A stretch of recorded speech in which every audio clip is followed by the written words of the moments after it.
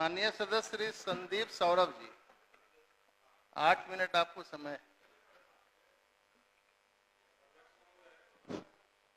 आज समाज कल्याण विभाग पर चर्चा है और मैं कटौती प्रस्ताव के पक्ष में खड़ा हूं।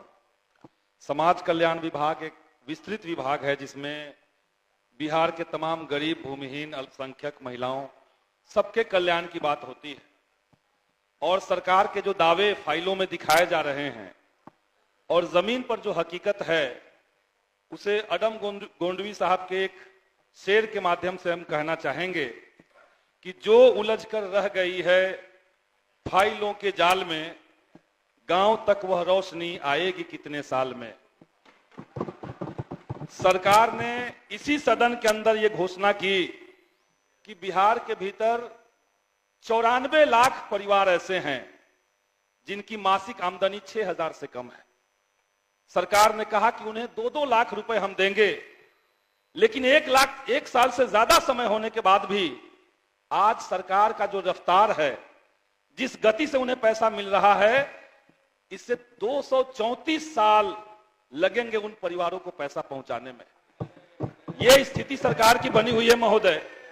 हम सरकार से मांग करेंगे कि आपने 94 लाख परिवारों की अगर सूची बनाई है कास्ट सर्वे के रिपोर्ट में, तो एक मुश्त उन्हें 2-2 लाख रुपए आप तत्काल दीजिए, वरना आप सदन से माफी मांगिए, क्योंकि सदन में आपने घोषणा किया हुआ है। हम सरकार ने यह कहा कि जो भूमिहीन हैं उन्हें 5 डिसमिल जमीन देंगे और ये 5 डिसमिल जमीन के लिए आज पूरे बिहार के भीतर जो भूमिहीन हैं वो दर की ठोकर खा रहे हैं। सरकार उन्हें 5 डिसमिल जमीन दे। जो लोग जिस सरकारी जमीन पर बसे हुए हैं, सरकारी जमीन पर बसे हुए हैं लेकिन उस जमीन का मालिकाना हक उन्हें नहीं मिला है, तो उन्हें मालिकाना हक दिया जाए, उस जमीन का बंदोबस्ती किया जाए। ये हम सरकार की घोषणाओं से ही मांग कर रहे हैं।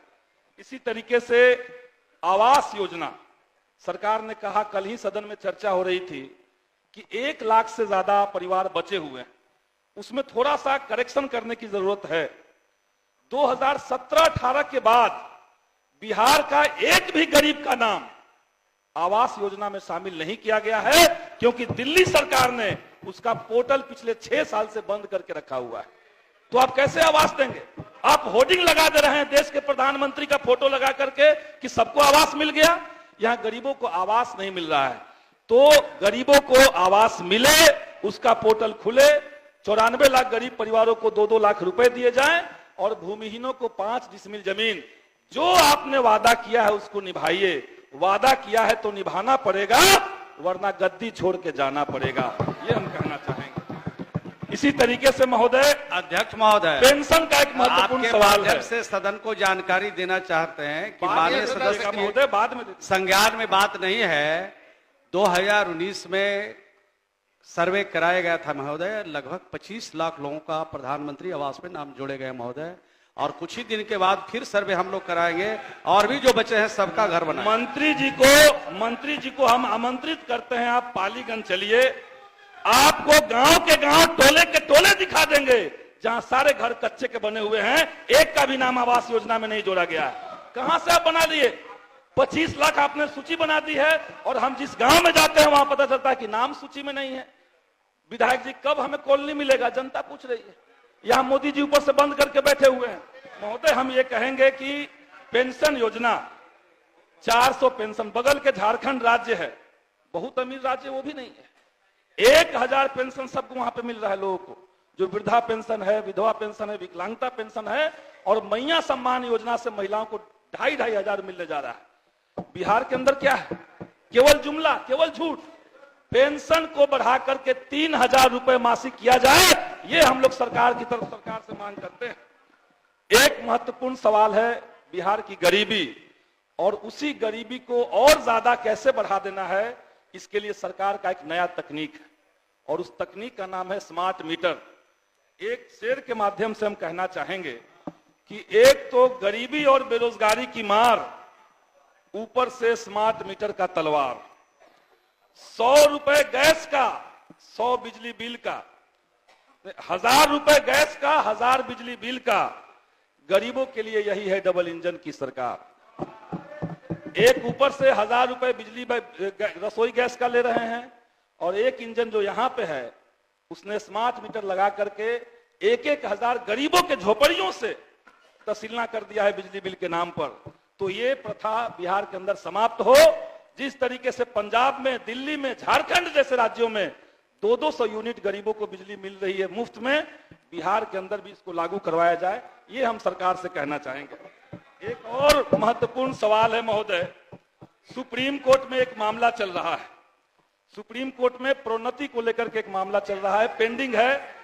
सुप्रीम कोर्ट ने कहा कि इस पे स्टेटस को लगाया जाएगा, लेकिन बिहार सरकार ने एक गजट ला करके ये कहा है कि एससी और एसटी के लिए जो 16 और एक 17% सीटें रिजर्व है, उसको छोड़ करके बाकी सारे पदों पे हम लोगों को उच्चतर पदों पर पदस्थापित करेंगे, और सुप्रीम कोर्ट का ऑर्डर आ जाएगा तो हम उसको फिर बदल सकते हैं। तो जब सबके लिए आप सुप्रीम कोर्ट के ऑर्डर का इंतजार न करते हुए उच्चतर पदों पर पदस्थापित कर रहे हैं, तो ये जो एससी और एसटी समुदाय के लोग, आपने उनका उच्चतर पदों पर पदस्थापना क्यों नहीं किया? नहीं दिया गया है। यहां पूरा आंकड़ा मेरे पास है, बजट यहां पे मेरे पास है। पूरे बिहार